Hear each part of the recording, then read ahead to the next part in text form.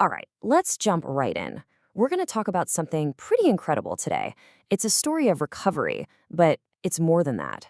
It's about how a whole country, a nation that was almost completely wiped out, decided to not just build back, but to build back better, to create a roadmap for a future that's stronger and safer for everyone. Okay, so to really get what was at stake here, you just have to look at this one number: 90%. In 2017, Hurricane Maria, this monster Category 5 storm, just tore through the island of Dominica. And when the winds died down, a staggering 90% of all the houses in the entire country were either damaged or just gone. But, sometimes out of the absolute worst situations comes something powerful. And that's exactly what happened.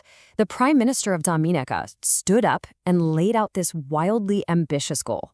He said, we're not just going to rebuild, we're going to become the world's first ever climate resilient nation. Talk about a bold vision, right? So here's how we're going to break this down. First, we'll look at the devastation. Then, the plan to rebuild. We'll see how they prioritized the most vulnerable people, what rules they followed, and finally, how they made sure the whole thing stayed accountable. All right, first up, the devastation. And honestly, it's hard to even wrap your head around the scale of what Dominica was up against. So get this. The damage and the losses from the hurricane came out to 226% of the country's entire GDP for the year before. Let that sink in. That's more than double the value of everything the country produced, just erased, in one storm. And this is so important to understand. A disaster like this, it doesn't hit everyone the same. This heat map shows that really clearly. You see the smaller homes on the right? Those often belong to the most vulnerable families. And the analysis showed that those little houses, the ones under 500 square feet, they were way more likely to be completely destroyed than the bigger buildings. The people with the least lost the most. So when you're facing a problem that massive, where do you even start? For Dominica, the answer was something called the Housing Recovery Project, or HRP for short. And you can't just dive into a project this big without a plan. So they created a guide, a kind of official rule book for the whole thing. It's called the Environmental and Social Management Framework, or ESMF. Basically, it's the master plan to make sure the rebuilding was done right, protecting people and the planet. And the mission here was honestly brilliant. It wasn't just let's replace the houses. No, it was about building back smarter.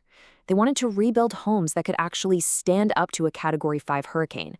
They wanted to give grants to the people who were hit the hardest, and they made sure everyone had the technical help they needed, all while following brand new, much tougher building codes. Okay, so this brings up a really tough question, probably one of the trickiest parts of any disaster recovery.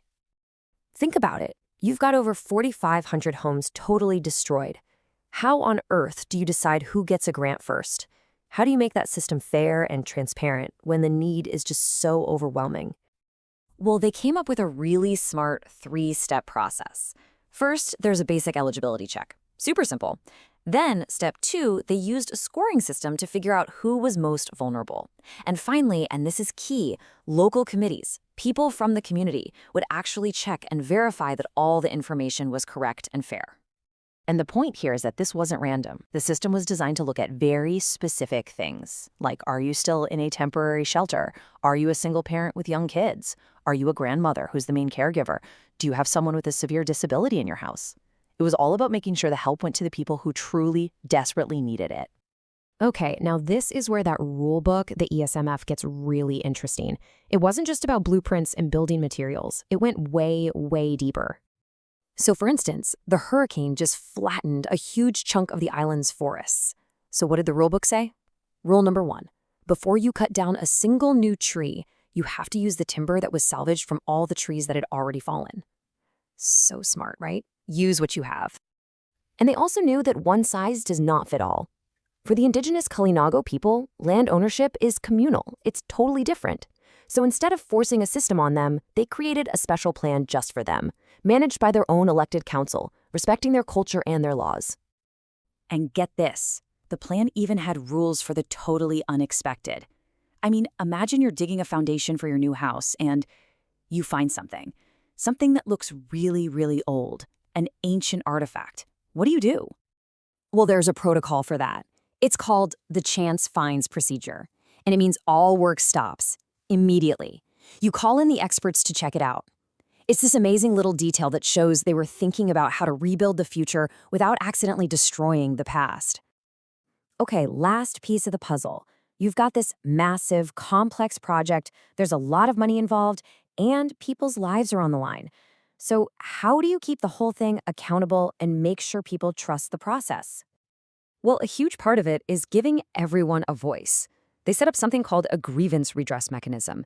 It's a formal way for anybody, and I mean anybody, an applicant, a neighbor, anyone, to file a complaint about anything they see wrong with the project and know that they'll get a real response.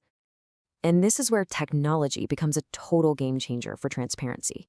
The whole project is run through a central digital database. It creates this open, real-time record of absolutely everything. This system, they call it an MIS. It basically tracks everything, every single application, every site visit, every dollar that's paid out, every environmental role, and yeah, every complaint and how it got resolved. It's all in there. And that kind of digital paper trail is just absolutely crucial for keeping people's trust. So when you look at what Dominica has done, it's really this powerful blueprint. It shows that recovery isn't just about being fast. It's about being strong and fair and thinking about the future. And it leaves us with a really big question, a question for all of us as we face more and more climate disasters. Is how we rebuild actually more important than how fast we do it?